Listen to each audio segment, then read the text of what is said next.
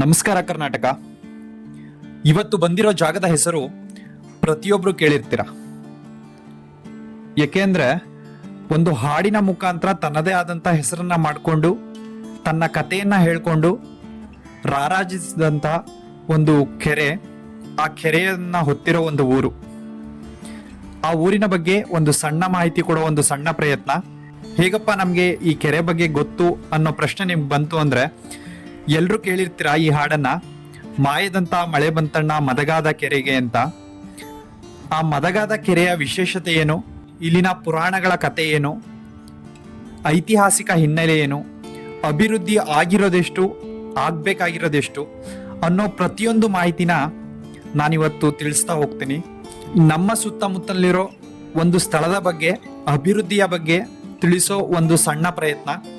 ಆ ಪ್ರಯತ್ನಕ್ಕೆ ನಿಮ್ಮ ಸಹಕಾರ ಇರಲಿ. ನಮ್ಮ ಚಾನಲ್ನ ಸಬ್ಸ್ಕ್ರೈಬ್ ಮಾಡ್ಕೊಳ್ಳಿ. ನಿಮ್ಮ ಒಂದು ಸಬ್ಸ್ಕ್ರೈಬ್ ನಮಗೆ ಇಂಥ 100 ವಿಡಿಯೋ ಮಾಡೋಕ್ಕೆ ಪ್ರೋತ್ಸಾಹ ಕೊಡುತ್ತೆ. ಆದಷ್ಟು ಪೂರ್ತಿ ನೋಡೋಕ್ಕೆ ಪ್ರಯತ್ನ ಪಡಿ. ಯಾಕಂದರೆ ನಮ್ಮ ಸುತ್ತಮುತ್ತಲಿನ ಸ್ಥಳಗಳ ಬಗ್ಗೆ ನಾವು ತಿಳ್ಕೊಬೇಕಾಗಿರೋದು ತುಂಬ ಇದೆ.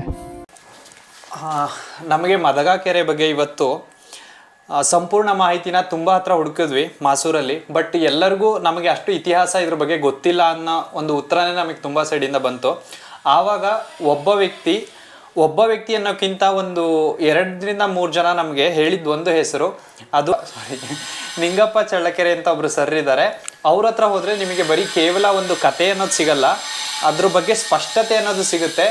ಅವ್ರ ಹತ್ರ ಹೋಗಿ ನಿಮಗೆ ಫುಲ್ ಕಂಪ್ಲೀಟಾಗಿ ನಿಮಗೆ ಏನಿದೆ ಮದಗಾ ಕೆರೆ ಬಗ್ಗೆ ಇತಿಹಾಸ ಏನಿದೆ, ಏನೇನು ಆಗ್ತಿದೆ, ಏನೇನು ಆಗಬೇಕು, ಏನೇನು ಆಗಿತ್ತು, ಪ್ರತಿಯೊಂದು ಮಾಹಿತಿನ ಅವ್ರು ನಿಮಗೆ ಕೊಡ್ತಾರೆ ಅಂತ ಹೇಳಿದಾಗ ಬಂದಿದ್ದು ನಾವು ನಿಂಗಪ್ಪ ಸರ್ ಮನೆಗೆ.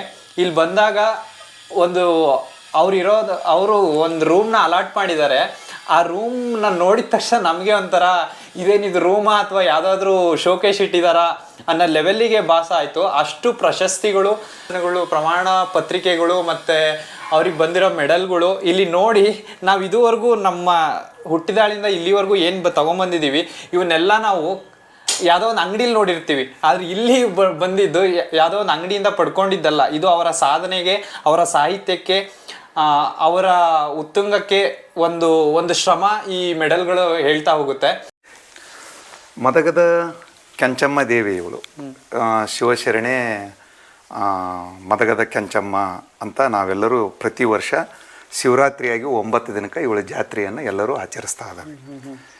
ಇವಳದು ಇತಿಹಾಸ ಏನು ಅಂದ್ರೆ, ಈ ಮದಗದ ಕೆರೆಯನ್ನು ಮತ್ತು ಕೆಂಚಮ್ಮನ ಇತಿಹಾಸವನ್ನು 3 ಭಾಗಗಳಲ್ಲಿ ನಾವು ನೋಡ್ಬೇಕಾಗ್ತದೆ. ಒಂದು ಪೌರಾಣಿಕ ಹಿನ್ನೆಲೆ, 2ನೇದು ಐತಿಹಾಸಿಕ ಹಿನ್ನೆಲೆ, 3ನೇದು ಆಧುನಿಕವಾಗಿ.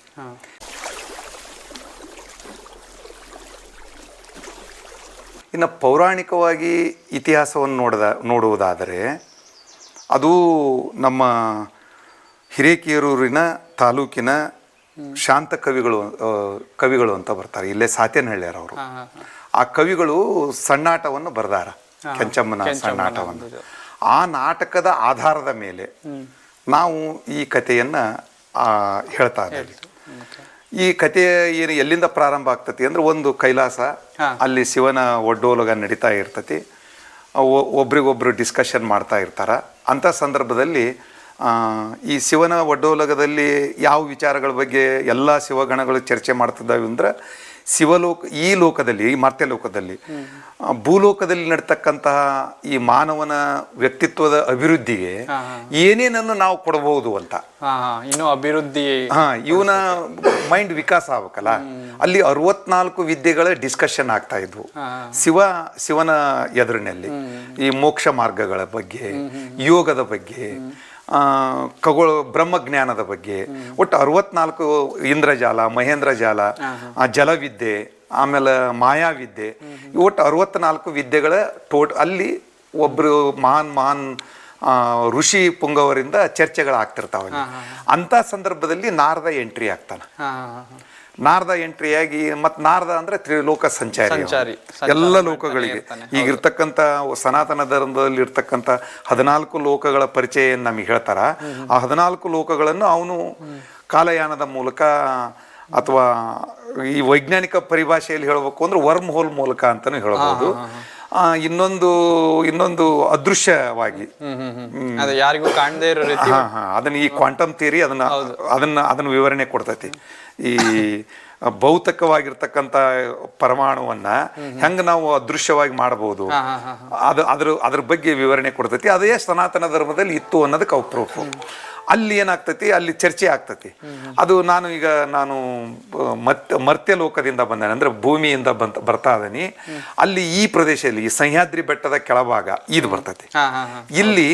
ಅಲ್ಲಿ ಒಂದು ಪ್ರದೇಶ ಇದೆ. ಆ ಪ್ರದೇಶದಲ್ಲಿ ಕಂಚಿ ಮತ್ತು ಕೆಂಚ ಅನ್ನುವ ಎರಡು ರಾಕ್ಷಸರು ಆ ನರರನ್ನ ತಿಂದು ಬಹಳ ಶಿವಭಕ್ತರನ್ನ ಸಂಪೂರ್ಣವಾಗಿ ಕಾಡಿಸ್ತಾ ಇದಾರ. ಯಜ್ಞ ಯಾಗಾದಿಗಳನ್ನು ಕಡಿಸ್ತಾ ಇದಾರ. ಸನಾತನ ಧರ್ಮವನ್ನು ಸಂಪೂರ್ಣ ನಾಶ ಮಾಡ್ತಾ ಇದಾರ. ಅಲ್ಲಿಯ ಜನರಿಗೆ ತೊಂದರೆ ಕೊಡ್ತಾ ಇದಾರ. ಅವ್ರನ್ನ ಸಂಹಾರ ಮಾಡದೆ ಹೊರತು ಇಲ್ಲಿ ಯಾವುದೂ ಅಲ್ಲಿ ಉದ್ಧಾರ ಆಗಂಗಿಲ್ಲ. ಮಾನವನ ವ್ಯಕ್ತಿತ್ವದ ವಿಕಾಸ ಆಗಂಗಿಲ್ಲ. ಶಿವಭಕ್ತರ ಕಲ್ಯಾಣ ಆಗಂಗಿಲ್ಲ. ಹಾಗಾಗಿ ಅವ್ರು ಹತ ಮಾಡ್ಲಿಕ್ಕೋಸ್ಕರ ನೀವು ಕಾರ್ಯಪ್ರವೃತ್ತರ ಆಗ್ಬೇಕು ಅಂತ. ಇದನ್ನ ಅನ್ನಕ್ಕೆ ಕಾರಣ ಏನು ಅಂದ್ರೆ ಇಲ್ಲಿ ನಡ್ಕೊಂಡು ಹೋಗ್ತಿರ್ತಾನ ಅವನು ಈ ಭಾಗವನ್ನ.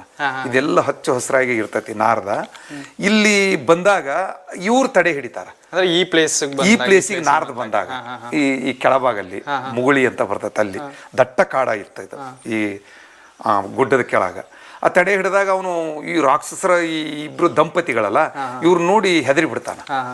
ಆ ಹೆದರಿ ಏನಂತಾನ, ಇಲ್ಲ ನಾನಿನ್ನು ನರಪೇತಲು ಅದನಿ, ನಾನು ಒಬ್ಬನ್ ತಿಂದ್ರೆ ನಿಮಗೆ ಹಸಿವೆ ನೀಗಂಗಿಲ್ಲ, ನಿಮಗೆ ಒಳ್ಳೆ ಆಹಾರ ದಷ್ಟಪುಷ್ಟವಾದಂತಹ ನರ ಜನರನ್ನ ಕರ್ಕೊಂಬರ್ತಾನಿ, ಅವ್ರನ್ನ ನರ ಮನುಷ್ಯರನ್ನ ಕರ್ಕೊಂಬರ್ತಾನೆ. ಇಲ್ಲೇ ದನ ಕಾಯಕ್ ಬಂದಾರ, ನೀವು ಅವ್ರನ್ನ ತಿಂದ್ರೆ ಸಂತೃಪ್ತರಾಗ್ತಿರಲ್ಲ. ಈ ಒಣಕಲು ದೇಹವನ್ನು ತಿನ್ನೋದ್ರಿಂದ ನಿಮ್ಗೇನು ರುಚಿ ಸಿಗಂಗಿಲ್ಲ ಅಂದ ಅವ್ರಿಗೆ ಉಪಾಯದಿಂದ ಅಲ್ಲಿ ತಪ್ಪಿಸಿ ಸೀದಾ ಕೈಲಾಸಕ್ಕೆ ಬರ್ತಾರೆ. ಬಂದು ಅಲ್ಲಿ ಹೇಳಿದಾಗ ಅವ್ರನ್ನ ಸಂಹಾರ ಹೆಂಗ್ ಮಾಡ್ಬೇಕು ಅನ್ನೋದು ಒಂದು ಪ್ರಶ್ನೆ ಬರ್ತೈತಿ. ಆ ಸಂಹಾರಕ್ಕೋಸ್ಕರನ ಸಿದ್ದರಾಮ ಮತ್ತು ರೇಣುಕರು ಜನ್ಮ ತಾಳಿ ಬರ್ತಾರ. ಅವ್ರಿಗೆ ಆ ಜವಾಬ್ದಾರಿಯನ್ನು ಒಪ್ಪಿಸ್ತಾರ. ಈ ರೇಣುಕರು ಅಂದ್ರೆ ಯಾರು ಅಂತ ಬರ್ತೈತಿ, ರೇಣುಕಾಚಾರ್ಯರು ಅಂತ ಬರ್ತಾರ. ಅದು ಆ ಇದರಲ್ಲಿ ಬರ್ತಕ್ಕಂಥದ್ದು. ಇದು ಯಾವುದು ಈ ಶಾಂತರಸರು ಬರೆದಂತ ಸಣ್ಣಾಟದಲ್ಲಿ ಬರ್ತಕ್ಕಂಥದ್ದು ಇದು ದೃಶ್ಯಗಳು. ನಾಟಕದಲ್ಲಿ ಆಧಾರವಾಗಿ ಇಟ್ಕೊಂಡು ನಾ ಮಾತಾಡ್ತಾ ಇದ್ದಾನೆ, ಪೌರಾಣಿಕ ಹಿನ್ನೆಲೆ. ಅವ್ರು ಬಂದು ಈ ಕೆಂಚ ಮತ್ತು ಕಂಚಿಯನ್ನ ಅವರಿಬ್ರು ಅವ್ರನ್ನ ಹತ ಮಾಡ್ತಾರ. ಯಾರನ್ನ ಇವ್ರಿಬ್ರು ಹತ ಮಾಡೋದಕ್ಕಿಂತ ಇವ್ರು ಯಾರು ಅನ್ನೋದು ಗೊತ್ತಾಗ್ಬಿಡ್ತಲ್ಲ. ದ್ವಂದ್ವ ಯುದ್ಧ ಚಲವಾಗ್ತತಿ. ಆ ದ್ವಂದ್ವ ಯುದ್ಧದಲ್ಲಿ ಇವ್ರು ಸೋಲ್ತಾರ. ಕೊನೆಗೆ ಅವ್ರನ್ನ ಶಿರಚ್ಛೇದನ ಮಾಡ್ತಾರೆ ಇವರಿಬ್ರು. ಮಾಡುವಾಗ ಅವ್ರು ಕೈ ಮುಗಿತಾರ, ಇಲ್ಲ ನಾವು ಮಾಡಿದ್ದೆಲ್ಲ ತಪ್ಪಾಗೈತಿ, ನಾವು ಹಿಂದಿನ ಋಷಿ ಮುನಿಗಳು ಶಾಪದಿಂದ ಬಂದ್ವಿ, ನಿಮ್ಮಿಂದ ನಾವು ಶಾಪ ವಿಮುಕ್ತರಾಗಬೇಕಾದ್ರೆ ನಿಮಗೆ ನಾವು ತೊಂದರೆ ಕೊಟ್ಟು ನೀವು ನಮ್ಮನ್ನ ಹತ ಮಾಡೋದ್ರಿಂದ ನಾವು ಮತ್ತೆ ಕೈಲಾಸವಾಸಿಗಳಾಗ್ತವಿ.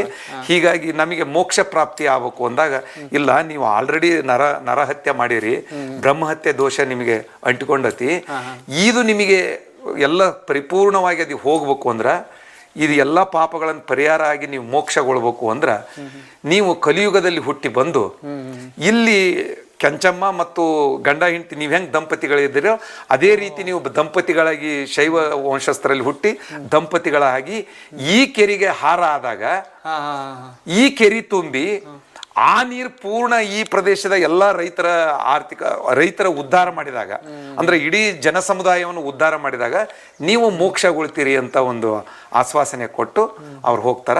ಇವ್ರು ಏನಾಗ್ತಾರೆ, ಇವೇನು ಎರಡು ದೇಹಗಳಿದ್ವಲ್ಲ, ಇವೆರಡು ಕಬ್ಬಿಣದ ತುಂಡುಗಳಾಗ್ತಾವ. ಅಂದ್ರೆ ಅವ್ರಿಗೆ ಕಬ್ಬಿಣದ ತುಂಡುಗಳಾದ್ರು. ಈ ಕಬ್ಬಿಣದ ತುಂಡುಗಳನ್ನ ಅವತ್ತಿನ ಜನರು ಅದನ್ನ ಕಾಯಿಸಿದ್ರು. ಅದನ್ನ ಆ ತುಂಡುಗಳನ್ನ ಕಾಯಿಸಿದ್ರು. ಅದನ್ನ ಏನಾದ್ರೂ ಸಲಕರಣೆ ಮಾಡೋಣ ಅಂದು ಅವು ಏನು ಮಾಡಿದ್ರು ಕರಗಲಿಲ್ಲ. ಅಂದ್ರೆ ಅಷ್ಟು ಗಟ್ಟಿ ಕಬ್ಬಿಣದ ತುಂಡುಗಳು. ಅದನ್ನ ಕಾಯಿಸಿದ್ರಿಂದ ಆ ಕಾಯಿಸಿ ಬಡಿದ್ರು ಅದು ಬಡಿಲಿಲ್ಲಲ್ಲ, ಅದು ಆಕಾರಕ್ಕೆ ಬರಲಿಲ್ಲಲ್ಲ, ಅದು ಮಿದುವಾಗ್ಲಿಲ್ಲಲ್ಲ. ಆವಾಗ ಬರೀ ಕಿಟ್ ಹಾರ್ತವ. ಕವಾಸ್ಪುರ ಕಿಟ್ಟದ ಹಳ್ಳಿ. ಈ ಕಾಸಿ ಕಿಡಿ ಹಾರ ಮಠ ಅದ್ರ ಮ್ಯಾಲಿಂದು ಕಿಟ್ಟ ಹಾರ ಮಠ ಹೊಡೆದ್ರು ಅದೇನು ಮಾಡಿದ್ರು ಮಿದುವಾಗ್ಲಿಲ್ಲ ಮತ್ತು ಬಗ್ಲಿಲ್ಲ. ಅವಾಗ ಏನ್ ಮಾಡಿದ್ರು, ಅವೆರಡೂ ಇದನ್ನ ಆ ಕಬ್ಬಿಣದ ತುಂಡುಗಳನ್ನ, ಇಲ್ಲಿ ಸುರ್ಗಿಹಳ್ಳಿ ಅಂತ ಒಂದು ಗ್ರಾಮ ಐತಿ, ಆ ಸುರ್ಗಿಹಳ್ಳಿಗೆ ಹೋಗಿ ಅಲ್ಲಿ ಸುರ್ಗಿಯನ್ನು ಮಾಡ್ತಾರ. ಸುರ್ಗಿ ಅಂದ್ರೆ ಏನು, ಖಡ್ಗ ಅಂತ. ಅಲ್ಲಿ ಬಡ್ದು ಬಡ್ದು ಬಡ್ದು ಬಡ್ದು 2 ಖಡ್ಗಗಳನ್ನಾಗಿ ಮಾಡ್ತಾರೆ. ಆ 2 ಖಡ್ಗಗಳನ್ನ ಒಂದು ಇದೇನು ಇಲ್ಲಿ ಗುಡಿ ಐತಲ್ಲ, ಇದು ಕೆರೆ ಐತಲ್ಲ, ಈ ಕೆರೆಯ ಮಧ್ಯಭಾಗದಲ್ಲಿ ಒಂದು ಆದಿಶಕ್ತಿ ಗುಡಿ ಐತಿ. ಈಗ ಈ ಕೆರೆ ಮಧ್ಯದಲ್ಲಿ ಈಗ ಅಲೆ ಅದ್ರ ಮ್ಯಾಲ ಹೋಗುದೆಲ್ಲ ಮುಗಿದೋಗ್ಯದ. ಅದ್ರ ಮುಂದೆ ಅದ್ರ ಸ್ಟೋರಿ ಬರ್ತೈತಿ. ಆ ಆದಿಶಕ್ತಿಯ ಕೈಗೆ ಈ ಖಡ್ಗವನ್ನು ಇಟ್ರು, ಒಂದು ಖಡ್ಗ.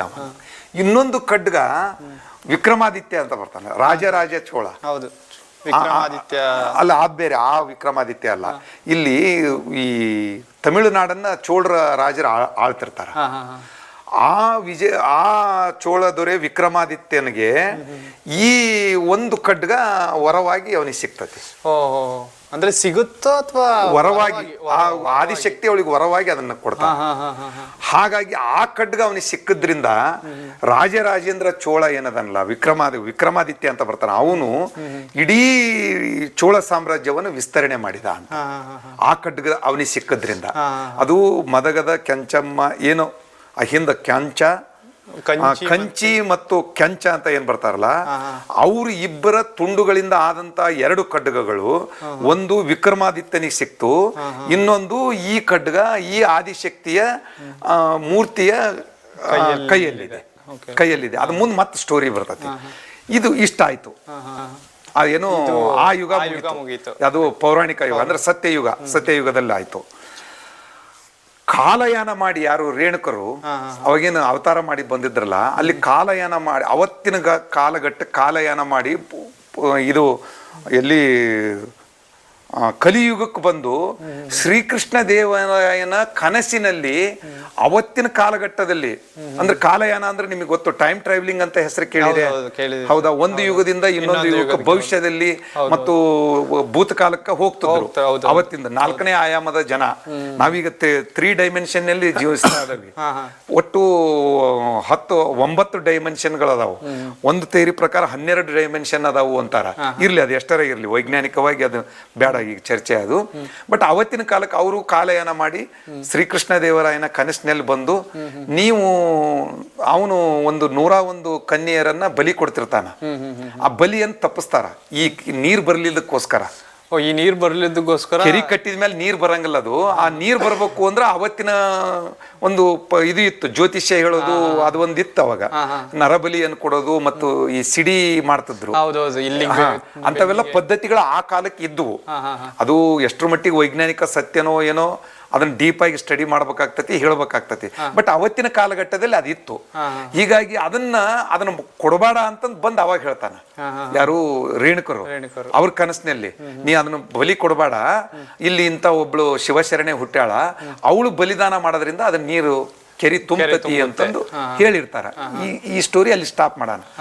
ಆಗ ಬಂದು ಅವನು ಹೇಳಿರ್ತಾನ, ಅಂದ್ರೆ ಸತ್ಯಯುಗದಿಂದ ಕಲಿಯುಗಕ್ಕೆ ಟೈಮ್ ಟ್ರಾವೆಲಿಂಗ್ ಮಾಡಿ ಕಲಿಯುಗದಲ್ಲಿ ಇರ್ತಕ್ಕಂಥ ಶ್ರೀಕೃಷ್ಣನ ದೇವರಾಯನ ಸ್ವಪ್ನದಲ್ಲಿ ಬಂದು ಅದನ್ನ ಹೇಳಿದ, ಅಲ್ಲಿ ಹೋತು. ಆ ಕಾಲಘಟ್ಟದ ಆ ಒಂದು ಸ್ಟೋರಿ ಹೋಯ್ತು. ಇದು ನಾಟಕದಲ್ಲಿ ಬರೋದು. ನೆಕ್ಸ್ಟ್ ಈ ಯುಗಕ್ಕೆ ಬರೋಣ. ಇದು ಕೆರೆ ಯಾವಾಗ ಕಟ್ಟಲ್ಪಡ್ತು, ಇದೆಲ್ಲ ಇಷ್ಟಿತ್ತಿದು. ಇದು ಸಹ್ಯಾದ್ರಿ ತೊಪ್ಪಲು, ಇಲ್ಲೆಲ್ಲ ನೀರು ಇವೆರಡು ಗುಡ್ಡದ ಮೇಲೆ ಹರಿತಾ ಇತ್ತು. ಈಗ ಇಲ್ಲಿ ಈ ಸ್ಟೋರಿ ನಿಲ್ಸಾನ, ಮುಂದೆ ಆ ಗುಡ್ಡಕ್ಕೆ ಕರ್ಕೊಂಡು ಹೋಗ್ತಾನೆ, ಅಲ್ಲಿ ಕಟ್ಟಿದ್ದನ್ನ ಎಲ್ಲ ತೋರಿಸ್ತಾನೆ. ಬರೀ ಹೋಣ.